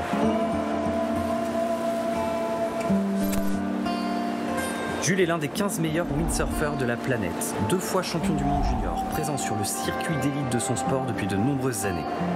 Il a navigué au large des plus belles côtes du globe pour assouvir sa passion.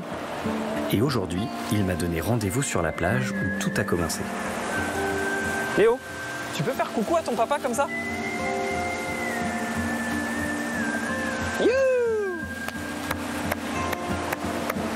Salut champion. Tu vas bien? Ça va la forme? Ouais. Tu vas bien? Génial. Cool. Tellement impressionnant de te voir. Ouais, c'est cool là, c'est une petite condition bien sympathique là. Tout plat pour le wing, c'est idéal. Et il n'y a pas beaucoup de vent, mais tu vas super vite quand même. Hein. Ouais, bah, c'est ça l'avantage avec le wing foil.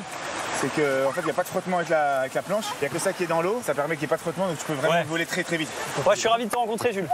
C'est trop cool. Pareil, j'avais envie de voir comment cette côte d'Opale fait d'être des champions, tu vois. Ouais, carrément. Et bon, bah là, j'ai compris pas mal de choses déjà, rien qu'en te voyant. Hein. Je vais te faire découvrir un peu le coin et tu vas voir, il y a vraiment des jolis coins. Ouais, c'est trop bien. Et t'as vu, j'ai mis ma combi. Nickel. Pour l'initiation de planche à voile, je te préviens, moi, je suis niveau très grand débutant.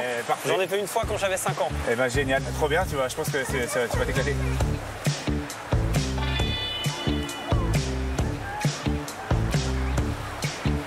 On démarre la planche à voile. Ouais. On se met vraiment jambes fléchies. Très bien. Dos droit, tu vois. Ok, ça marche. Là, tu vas lever la voile, d'accord? On lève. Tu viens mettre ta main gauche pour avoir le mât devant toi. Tu vas gentiment aller chercher derrière. Ouais. Et tu vas gentiment border, relâcher la voile, etc. Si tu as trop de puissance, tu relâches la voile. Si tu n'as pas assez de puissance, tu tires un peu sur la voile. Très bien. Et si le nez de ta planche il va trop vers le vent, tu mets ton mât plus sur l'avant. D'accord. Ok. J'ai tellement de chance d'apprendre ça avec toi. C'est comme si j'apprenais le foot avec Zidane, quoi. C'est trop bien. Et c'est la plage où tu as commencé, toi? C'est ça. C'est la plage où j'ai démarré avec mon père. Je suis content de transmettre ma passion. Là, j'ai la base nautique qui s'est créée via la mairie de 800. Et 800, c'est un village qui compte dans la voile. Enfin, je veux dire, c'est un endroit qui est vraiment un hotspot pour le kite, la planche à voile, le wing foil. Ouais, c'est vraiment un endroit où tu as énormément de vent et de conditions, disons, assez régulièrement. En fait, c'est ça vraiment le plus, c'est qu'on a des bonnes conditions. Ah, vas-y, tu montes, tranquille, voilà, tranquille. Voilà. Si tu as trop de rafale, tu relâches gentiment la main arrière. Super, c'est cool. Ok, la tête relâchée. Allez, on recommence, c'est pas grave. Relâche un peu la main arrière.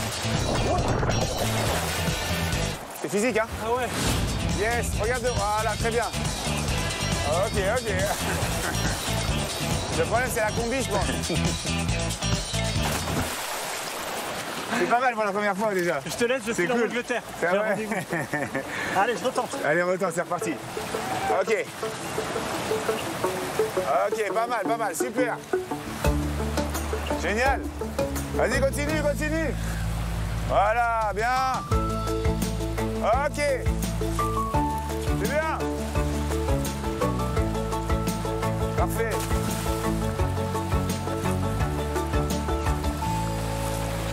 Bien joué. Franchement, je te tire mon chapeau. C'est pas facile, hein. Je te tire mon chapeau parce que, évidemment, toi, tu fais ça depuis des années, mais tout ce qu'il y a à maîtriser, c'est... Ah bah ouais, il y a un paquet de trucs. réussi, hein. Ah, t'apprends toujours, c'est ça qui est cool. Ah, je me suis éclaté comme un gamin. Trop bien, génial, franchement. impeccable. Maintenant, le vent il baisse un peu, je te propose d'aller faire un petit coup de paddle. Il y a une île au large où on peut aller.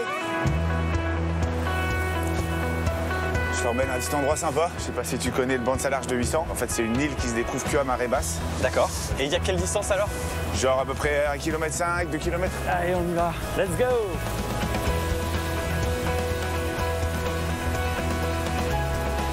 Ah, c'est vraiment le bonheur, Jules. C'est trop le kiff. C'est génial. Ah, on est au top. La mer est lisse. Et par contre, ce qui est vraiment impressionnant, c'est qu'il y a un courant qui nous pousse vraiment dans cette direction. On a déjà fait beaucoup de chemin. Et est-ce que c'est l'endroit où l'Angleterre est le plus proche de la France, justement? Ouais, exactement. C'est là où c'est l'endroit où il y a le plus de courant. Ça fait vraiment effet entonnoir, quoi. En fait, la flotte, elle s'accélère avec les courants. Comme on est l'endroit le plus proche, c'est là où il y a le plus de jus. Et du coup, je me demandais aussi, on entend beaucoup parler des migrants, des réfugiés qui viennent d'un peu partout dans le monde et qui veulent traverser en Angleterre. Ouais. C'est ici que ça se passe aussi? Ouais. Et c'est vrai qu'il y a beaucoup de services déployés là pour ces pauvres gens qui veulent s'en sortir, en fait. Donc, nous, en tant qu'habitants ici, c'est jamais trop comment regarder le truc. Ouais. Ouais, dans tous les cas, c'est vrai que c'est un problème, qu'il n'y a pas de solution, en tout cas immédiate, j'ai l'impression, et c'est bien dommage.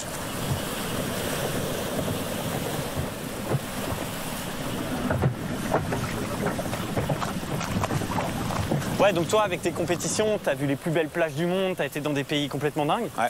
Et pourquoi t'es resté ici? Qu'est-ce qui fait que pour ton sport, c'est le bon endroit? Déjà, je suis super attaché au nord de la France, par job à la beauté du coin, les gens, il y a quand même une ambiance spéciale et voilà, les gens sont très chaleureux et il y a quand même un truc spécial. Et malgré que l'hiver soit vraiment rude, on a vraiment 3-4 mois d'hiver qui sont un petit peu hardcore, mais après le reste du temps, c'est vraiment top. Et du coup, je me suis toujours vu vivre ici. Il n'y a pas une plage de... Oh, t'as failli tomber. Oh, il a failli tomber. Je t'aurais sacrément chambré, hein, vraiment. C'est génial. J'ai l'impression qu'on est au beau milieu de nulle part. On va arriver sur le plancher de l'océan, quoi. On va marcher sur le plancher de l'océan. C'est limite irréel, en fait. Ah ouais. Ah, on n'est pas tout seul, par contre. Hein. Bonjour. Bonjour. Ismaël, enchanté. Guillaume, la traversée fut bonne? Ah ouais, génial, génial. Salut Stilou. On fait souvent ça avec nos enfants. L'île, elle se découvre 4 heures, tu vois. Donc tu peux passer 4 heures sympas dans un endroit où c'est pas bondé de monde, quoi, disons. On a des amis qui ont des cartes où on voit en effet le banc à la ligne, en fait. Et ça remonte, c'était déjà cartographié il y a des centaines d'années. Donc après, je pense qu'en fonction des siècles, etc., avec les courants, on a le sable qui monte et qui descend parce qu'on a commencé à le revoir apparaître en 2014 ici. Les premières fois, on est revenu en vraiment paddle. Et avant, en fait, on avait de l'eau jusqu'aux genoux quand on venait ici dans les années 2000. L'activité humaine ici, ça doit jouer. Là, ils ont refait le port à Calais, etc. Ils prennent du sable, ils enlèvent du sable à droite à gauche. Et c'est vrai qu'on voit l'évolution. Et nous, pour le coup, on est directement touchés parce qu'au plus le banc de sable il est grand, au moins t'as de vagues pour naviguer pour nous. D'accord.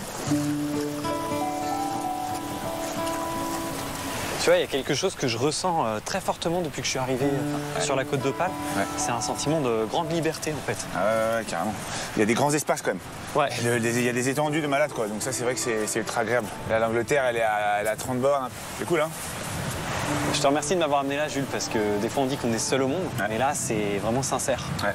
Tu vois, d'autant plus que dans quelques dizaines de minutes, l'eau aura tout recouvert.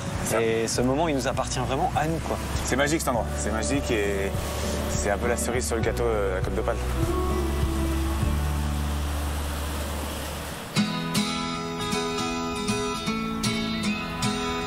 Dans les Hauts-de-France, près de 30 000 hectares de terrain sont dédiés à la culture de la plante. Le lin s'est imposé comme un tissu emblématique. À 4 km de la mer, Colette et sa famille commencent la récolte. Car ici, on se transmet le savoir et la culture du lin de génération en génération. Regarde, ici, c'est vachement parallèle, c'est parfait. Donc là, Ernest, il a commencé à arracher la fourrière, c'est-à-dire le contour du champ de lin. On passe derrière lui pour vérifier qu'il y ait des graines à l'intérieur des capsules, puisqu'on va les récolter pour pouvoir s'en servir de semences pour l'année prochaine. Ah, celle-là, elle est belle. Ouais, je pense que... Ah oui. C'est 3,9. Ouais, super. Les tiges issues de l'arrachage seront quant à elles destinées à l'industrie textile. D'abord, ça va sécher et ensuite, il va y avoir le processus du rouissage, c'est-à-dire faire pourrir l'écorce du lin pour pouvoir récupérer après plus facilement la fibre. Pour ça, il faut cette alternance de soleil et de pluie qu'on a sur nos terroirs tout le long de la Manche et c'est pour ça que le lin se plaît aussi bien chez nous. À Calais, un autre tissu qui a fait travailler des familles entières est aujourd'hui moins populaire. Ici, certains tentent de sauver la dentelle. Moi, toute ma famille travaillait dedans. Mes oncles, mon père même. Ma mère aussi travaillait dedans. Et c'est pour ça que je me suis lancé dedans aussi. Ça fait 37 ans que je fais de la dentelle, quoi. On appelle ça l'amour du métier. Et j'espère que derrière, ça continuera après nous, quoi. L'industrie de la dentelle a fait la renommée de la ville. Depuis près de 200 ans, après l'arrivée des colossales machines à tisser depuis l'Angleterre, les tullistes travaillent à la fabrication du textile. Oubliez, c'est quand tu as fini ce poté-là, le prochain poté, tu le fais sens inverse comme ça. Toi, tu le retournes. Là, je vais regarder si tu n'as pas de ressort. Nickel, pas de grosse. Oh. C'est dans cette usine que Lucien, l'un des 2 derniers apprentis de France, assimile les bases de la confection du tissu. Voilà. Bah, c'est spécial, hein. Quand j'explique à mes camarades de classe et tout ça au lycée, ce que je fais, ils comprennent pas vraiment pourquoi je fais ça, ni à quoi ça sert, parce que pour eux, la dentelle, bah, c'est mort, enfin, plus personne connaît et tout ça. Mais c'est spécial, quoi, c'est être le seul.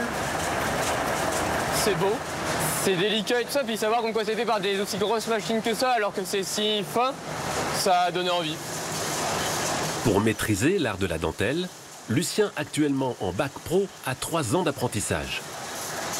Je dois tout apprendre, enfin tous les corps de métier qu'il y a dans la dentelle. C'est vraiment être privilégié, ouais, d'avoir ce savoir-là par ces gens-là, quoi, par les derniers professionnels de la dentelle, c'est incroyable.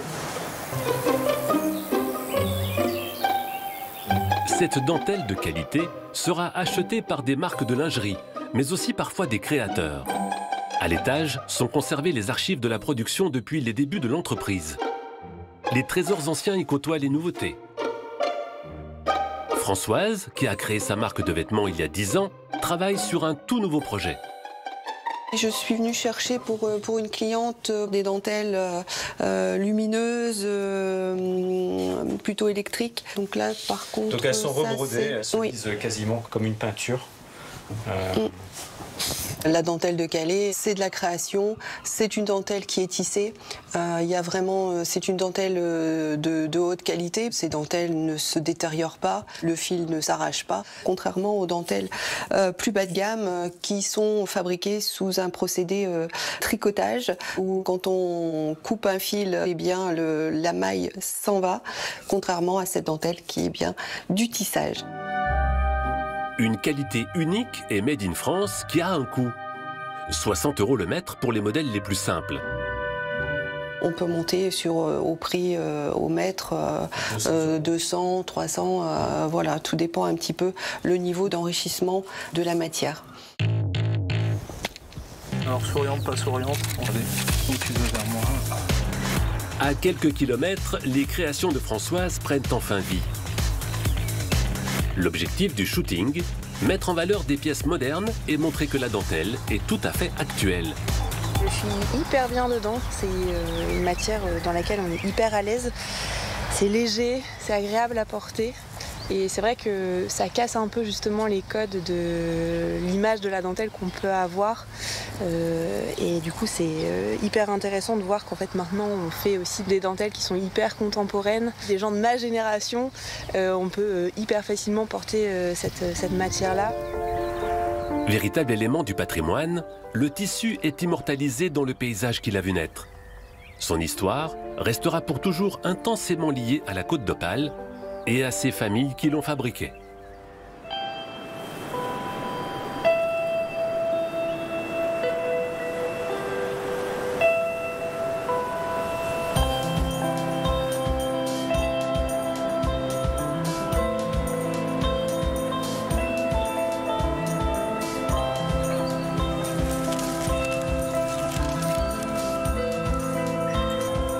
Merci monsieur.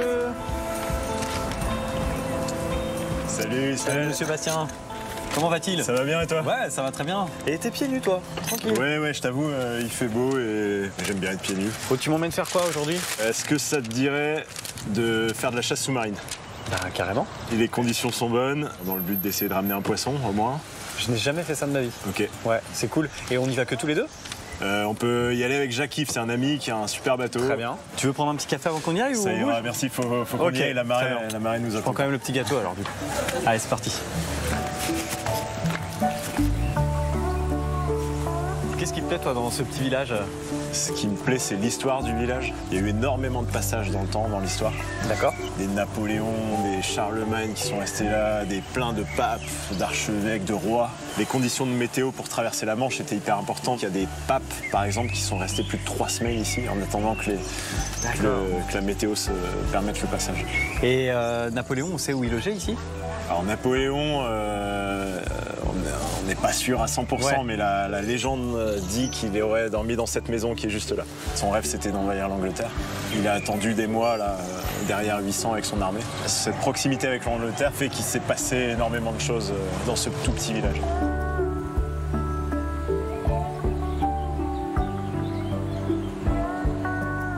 C'est quoi ce bateau? C'est les bateaux traditionnels d'ici? C'est ça, c'est un flobard. Un flobard? Ouais. À l'époque, c'était le bateau de pêche. Il n'y a plus un pêcheur professionnel aujourd'hui en flobard. D'accord. Par contre, il y a plein de passionnés. Il y a une belle association qui restaure, qui les collectionne. D'accord.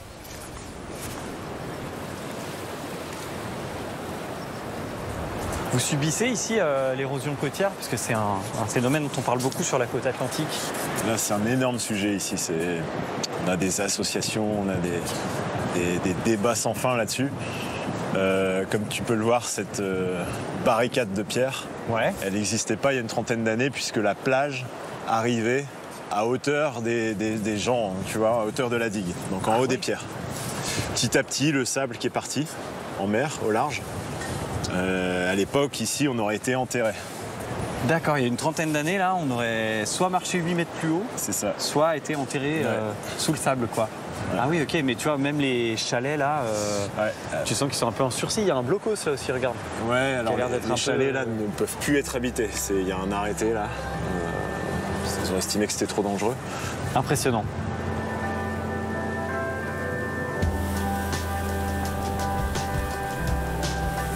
C'est vraiment dingue, enfin, je m'attendais pas à trouver une mer comme ça, c'est un lac quasiment. C'est ça qui est dingue, c'est qu'on peut avoir 4 mètres de vagues et des sessions de windsurf engagées. Et le calme plat au 800, c'est vraiment un spot qui, plus il y a de vent, plus tu auras de la houle. Mais du coup là, il y a 0 nœud, du coup il y a 0 houle. Incroyable.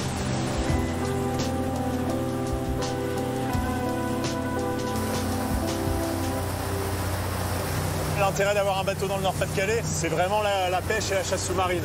Ouais, puis j'aime bien l'idée que tu manges le poisson que tu chasses, tu vois. Bah, c'est aussi un peu ça le truc sympa, c'est que tu t'occupes de A à Z, on va dire, enfin, tu vas chercher ton poisson, tu le tires, tu le tues, tu le prépares, et tu le dégustes. Vous arrivez encore à acheter du poisson au supermarché ou pas alors? En fait, vous connaissez la problématique des chalutiers énormes et des scandales écologiques là-dessus, des poissons qui sont rejetés morts et tout ça. La chasse sous-marine, on est à l'opposé de ça. On prélève uniquement ce qu'on a besoin. On choisit nos poissons. On ne va pas prendre les énormes bars qui sont des gros reproducteurs. On ne va pas prendre les tout petits parce qu'il y a une maille à respecter. On fait ça de façon éthique. Ouais, c'est une philosophie qui va avec, quoi. Ça.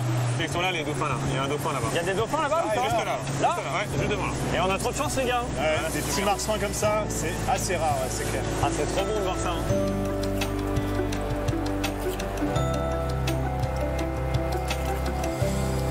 C'est quoi le plan, les gars, là? On s'équipe, ensuite on va plonger à quelle profondeur, vous pensez? 6 mètres? 6-7 mètres. 7 mètres.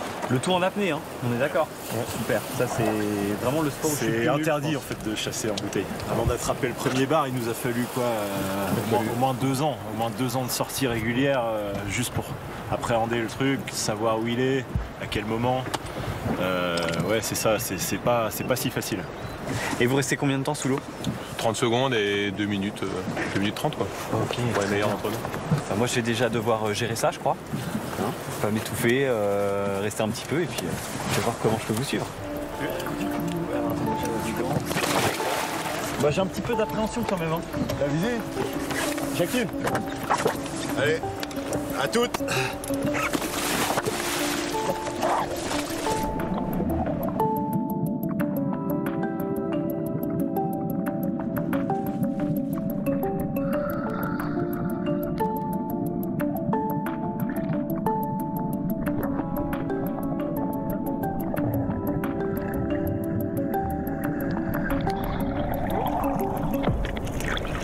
Là c'est chaud. Ah, ça va? Ouais, ça va, mais faut s'y habituer. Ouais, c'est un peu un film d'horreur au début, hein, quand on arrive. Franchement, tu résumes bien ce que je ressens. Ouais.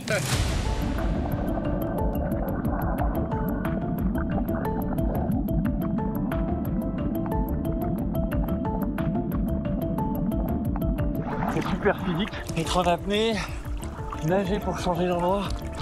Franchement, c'est vraiment pas facile tout ça.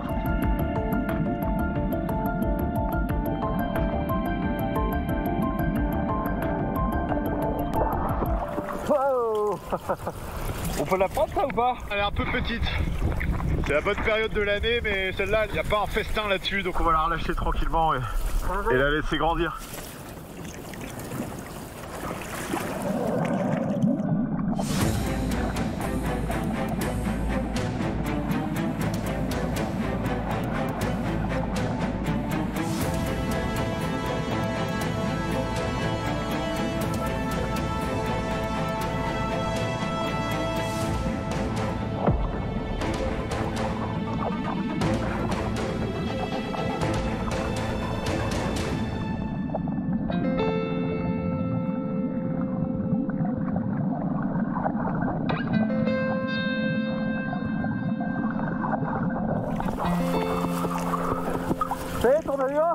Voilà, un beau petit bar. Bravo, je sais pas comment tu fais. Moi j'arrive à peine à plonger 15 secondes. Bon, on va aller se manger ce petit poisson. On y va. Yes.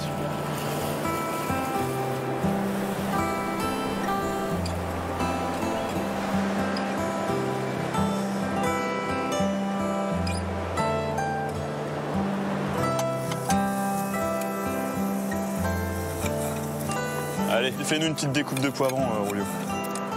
Ça va les poulets? C'est belle vie ça, non?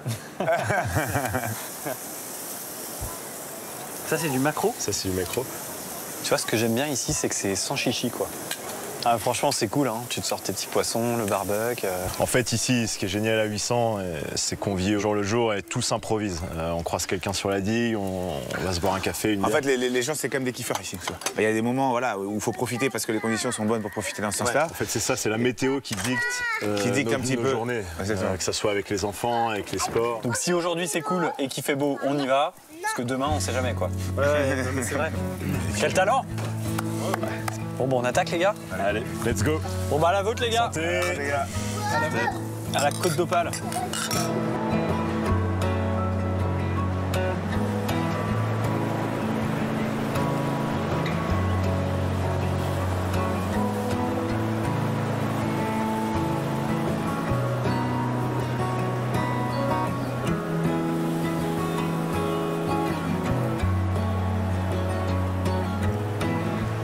Écrivez... J'écris une carte à une jeune femme qui s'appelle Solène, elle a 26 ans, elle a un restaurant à Haut-de-Recel. Vous voulez que je vous lise ce que je lui ai écrit? Oui.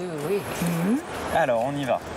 Chère Solène, au début de mon voyage, je t'avais promis de te dire si j'avais compris pourquoi les gens sont aussi amoureux de la Côte d'Opale. Eh bien, je crois que c'est pour l'âme de ce lieu, la fraternité qui s'en dégage, la simplicité des gens et évidemment la fierté de vivre dans un lieu magnifique. Fais un gros bisou à ta fille Soisic, elle a de la chance de grandir ici. Vous partagez ou pas? Parfait. Parfait, oui, non? J'ai bien résumé? On est d'ici, hein.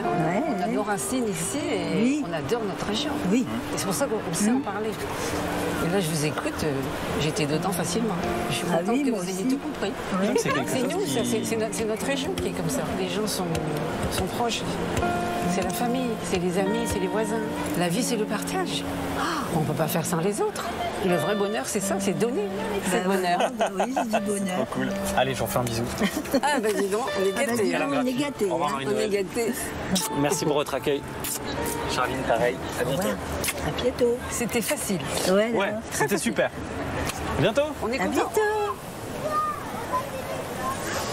Il y a une lumière absolument magnifique en cette fin de journée et je crois, les amis, qu'une des premières choses qui m'a marqué sur cette Côte d'Opale, c'est que quand le soleil brille comme ça, c'est un des lieux peut-être les plus beaux de notre pays. Alors, je termine ce voyage, le cœur un petit peu serré. En fait, tout est à l'image de ce que je viens de vivre avec Charline et Marie-Noël. J'ai vraiment adoré la simplicité des gens d'ici. Et donc, je vous souhaite, vous aussi, de venir visiter la Côte d'Opale parce que c'est tout cela que vous allez ressentir dans ces paysages absolument extraordinaires. Allez, il est temps pour moi de rentrer à la maison. J'espère qu'on se revoit bientôt et je vous dis à très vite pour de nouvelles aventures au bout du monde ou juste à côté de chez vous. Ciao!